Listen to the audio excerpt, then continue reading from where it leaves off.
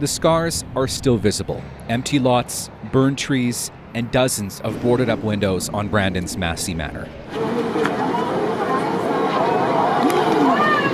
Embers from a fire at an office supply store across the street ignited the roof. Flying embers also led to 2 other fires that destroyed 2 more buildings. In all, 3 buildings were destroyed and 150 people were left homeless in one afternoon. It was just an absolute disaster. That's all there's to it. Glenn Kruk is the general manager of the Community Health and Housing Association of Westman. His organization runs this apartment building. We spent so many years getting this building up and running, and then in one day, it to be gone was really quite a shock. Lisa Ramsey is with Brandon's Bear Clan. She was among the first to meet the evacuees that day. So we just did what we could in terms of talking to people and trying to help them by letting them use our phones or taking them to relatives. It was also helping them replace their belongings, looking after their kids, or just giving them a hug if they needed one. They made sure no one was forgotten.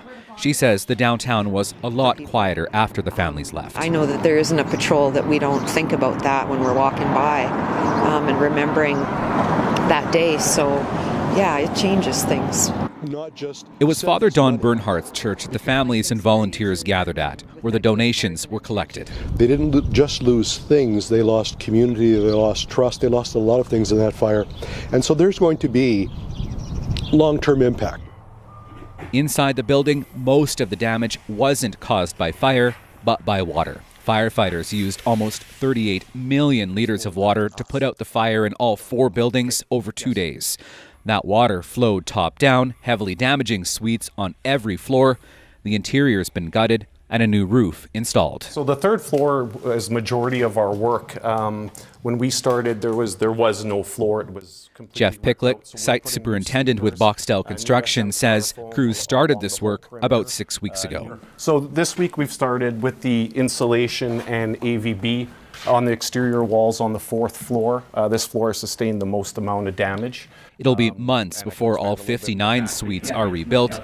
Kruk says that day can't come soon enough. The one thing that this building had was very affordable rents. That is very much missing, and that'll be a welcome addition to the market.